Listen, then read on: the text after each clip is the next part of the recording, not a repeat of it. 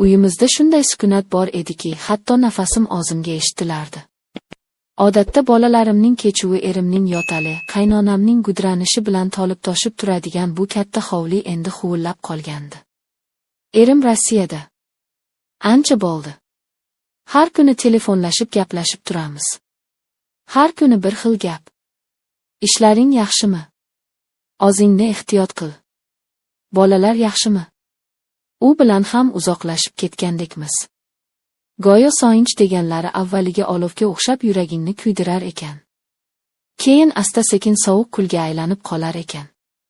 Bolalarimni qaynonam olib Toshkentga, opasinikiga to'yga ketganlariga ham bir hafta bo'ldi. Qaynotangiz yolg'iz qolmasin. Kelin, siz qoling, bir haftada qaytamiz degandilar. Shunday qilib men va qaynotam bu katta havollagan hovlida yolg'iz qoldik. Qaynotam odam kamgap inson. Bolasi uzoqda, xotini, nevaralari mehmonda.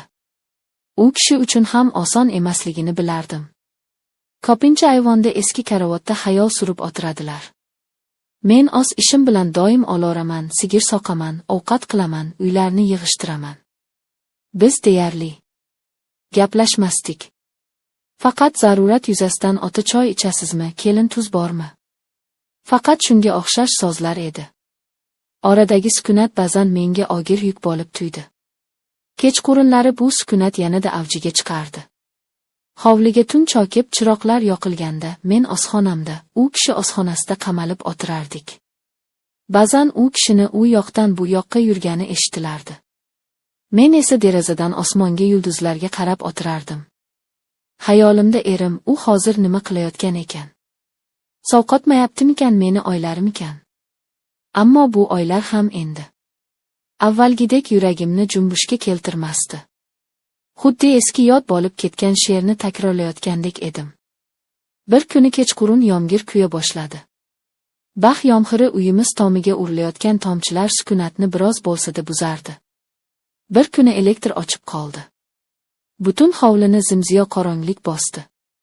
Telefonimning chirog'ini yoqib sham izlay boshladim.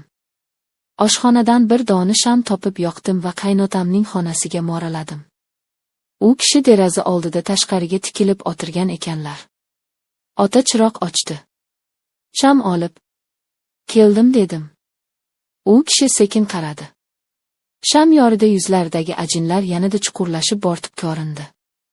Uning ko'zlarida chuqur bir charchoq alam bor edi. Ha, kelin, rahmat. Shu yerga qo'ya qoling, dedilar. Past ovozda. Shamni stol ustiga qo'ydim. Xonadan chiqib ketmoqchi edim. Lekin u kishining ovozi to'xtatdi. O'tiring, kelin. Bir ozim zerikdim. Bu taklifni kutmagandim. Ikkilanib eshik oldidagi kursiga o'tirdim. Oda sham alangasi bizni bir-birimizdan ajratib turardi. Uzoq jim qoldik. Yomg'irning shovullashidan boshqa ovoz yo'q edi. Bolam bilan gaplashdingizmi? Nihoyat so'radilar. Ha, kecha gaplashdim. Yaxshi yuribdikan, dedim odatdagidek, yana sukunat. Keyin u kishi kutilmaganda chuqur xo'rsindilar. Bu xo'rsiniqda so'xinch mujassam edi. Pul topaman deb yoshligini xazon qilyapti bolam. Na bola-chaqasining oldida, na ota-onasini. Hayotni mazasi qayoqda qoldi? O'zi bu so'zlar yuragimga oqdek qadaldi. Chunki bu mening ham har kunlik oylarim edi. Erimning topgan puli rozxorga, imoratga ketardi. Ammo bizning o'tayotgan umrimizchi? Mening ayollik baxtim uning yoshligichi. Hali hammasi yaxshi bo'lib ketadi, ota, dedim bazor. U kishi menga qaradilar. Bu safar nigohlari boshqacha edi. Bu qaynotaning keliniga qarashi emasdi. Bu bir erkakning dardini tushungan ayolga qarashi edi. Sizga ham qiyin bilaman, qizim, dedilar. Yolg'izlik odamni yeydi. Shunda tomximga bir nima tiqildi. Ko'zlarimdan yosh qalq edi. Yig'lab yubormaslik uchun labimni qattiq tishladim. Men bu uyda bir xizmatkor, bir kelin edim. Hech kim mendan senga ham qiyinmi deb so'ramasdi. Hamma meni kuchli deb o'ylardi. Ammo men charchagandim. Bilmadim deya pichirladim. Shu payt u kishi o'rnidan turib yonimga keldilar. Men seskanib tushdim. U kishi qo'lini yelkamga qo'ydi. Men o'shanda dadamni mehribon qo'llarini esladim. Og'zimni tutib tura olmadim. Yiglab yubordim. Uzoq vaqt davomida unutilgan barcha dardlarim, sog'inchlarim, yolg'izligim ko'z yoshlarimga qo'shilib oqardi. U kishi hech narsa demadi. Faqat qo'li bilan yelkamni ushlab tasalli bergandek bo'y. Sham alangasi tebranar. Ikkimizning devordagi soyalarimiz bir-biriga qo'shilib ketardi. Qancha vaqt shunday o'tirganimizni bilmayman. Yomg'ir tindi. Shamib deyarli tugab qolgandi. Men ko'z yoshlarimni artdim. Kechiring, ota, dedim hijolat bo'lib. Hijolat bo'lmang, dedilar, o'shamayin. Ammo bu gal titroq ovozda. U kishi qo'lini yelkamdan olmadi. Aksincha barmoqlari bilan sochimni sekin siladi. Yuragim dukillab ketdi. Bu nima? Bu qanday holat?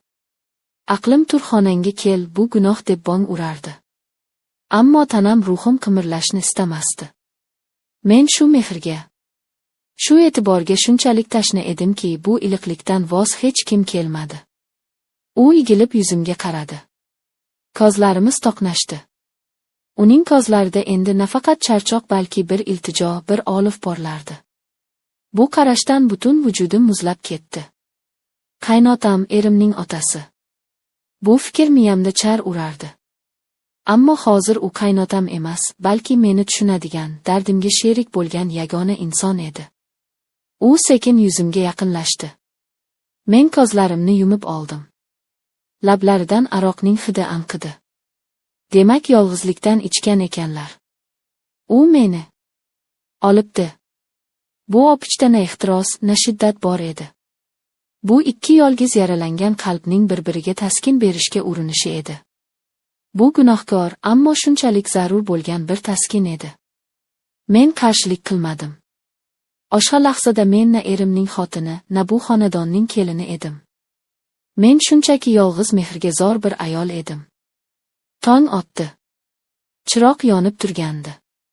Tunda qachon yonib, qachon o'chirganimizni eslay olmadim. O'rnimdan turib yuzimni yuvdim. Hovul chiqqanimda qaynotam allaqachon turib ayvonda choy ichib o'tirardi. Unga ko'zim tushishi bilan kechagi voqea yodimga tushib, butun tanamga titroq kirdi. Uyat, qo'rquv, gunohkorlik hissi butun vujudimni qamrab oldi. U kishiga qaray olmadim. Salom berdim-u oshxonaga kirib ketdim. Nonushta tayyorladim. Lekin og'zimning tomog'imdan hech nima o'tmadi. Dasturxon yozib, choynakni olib chiqqanimda, u kishi bilan yana yuzma-yuz bo'ldik.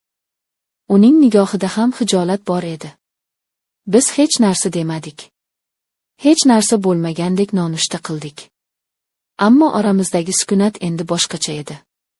Bu bonbosh sovuq sukunat emasdi.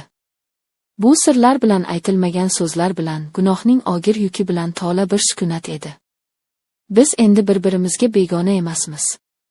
Bizni umrbod bir-birimizga bog'lab turadigan bir sir birlashtirib turardi. Kunlar o'tmoqda. Qaynonam va bolalarim ertaga qaytib kelishadi. Hovli yana shovqinga to'ladi. Em yana telefon qiladi. Hayot o'z iziga tushib ketgandek bo'ladi. Ammo men bilaman, hech narsa endi avvalgidek bo'lmaydi. Bu hovlining devorlari, bu ayvon, bu xonalar hammasi mening gunohimga guvoh. Men har kuni qaynotamga duch kelaman. Biz bir-birimizga qisqagina qarab qo'yamiz. Uning nigohida men o'zimning aksimni, o'zimning sirimni ko'raman. Va bu katta uyda biz ikkimiz abadiy yolg'izmiz. O'zimiz yaratgan yolg'izlikda bu yolg'izlikning nomi yo'q, ta'rifi yo'q.